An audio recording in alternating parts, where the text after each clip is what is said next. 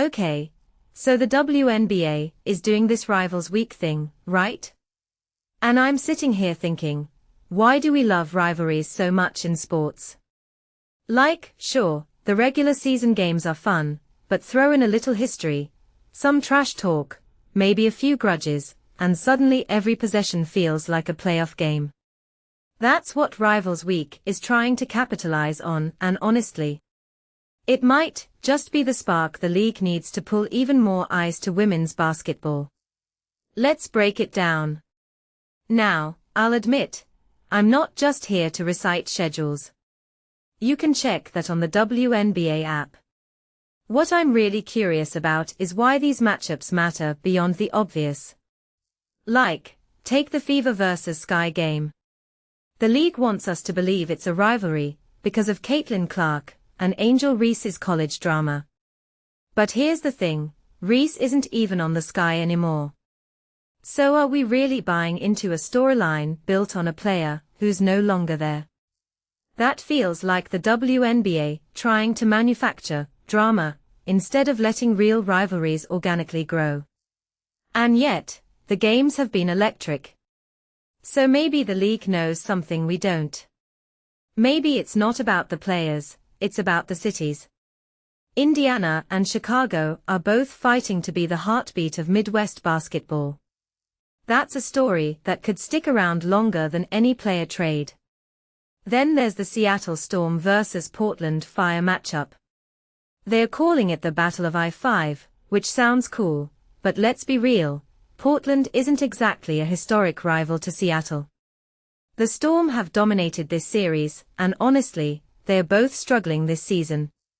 But what I find fascinating is how this reflects a bigger trend. New expansion teams like Portland need to create instant rivalries to build their fan bases. It's the same playbook the NHL and NBA use when they expand. You can't just exist, you have to compete. And for Seattle, this is a chance to remind everyone they're still the Pacific Northwest's OG franchise. If Flower Johnson comes out swinging here, that could be the moment Portland starts taking real ownership of this rivalry. But the real heavyweight bout this week. Aces vs Liberty. This isn't just a rivalry, it's a dynasty showdown. Las Vegas and New York have been the league's two best teams for years, swapping championships and grudges.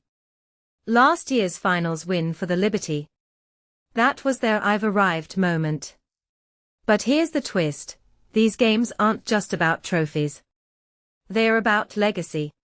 A'ja Wilson vs Breanna Stewart isn't just two greats battling, it's a question of who defines this era.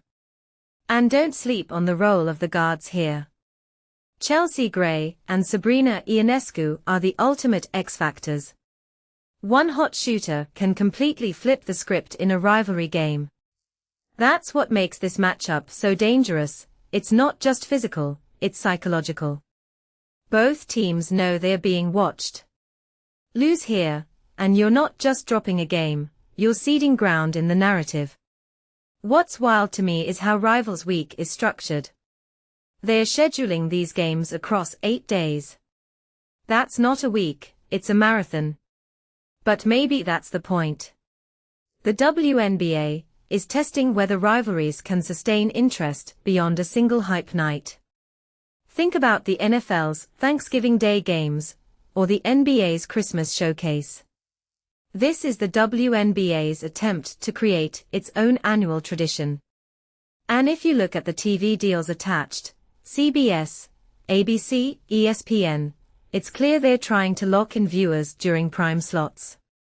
The Toronto Tempo vs Atlanta Dream game on League Pass. That's a filler matchup, but even that matters for playoff seeding. These aren't just hype games, they're high-stakes hype games.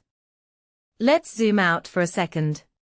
Why does any of this matter beyond the court? Because rivalries are the glue that holds casual fans to the sport. You might not watch every Aces game, but you'll tune in for the Liberty Showdown. You might not follow the Wings all season, but you'll remember a Fever game if Caitlin Clark and Aaliyah Boston are both dropping 30. This isn't just about competition, it's about accessibility.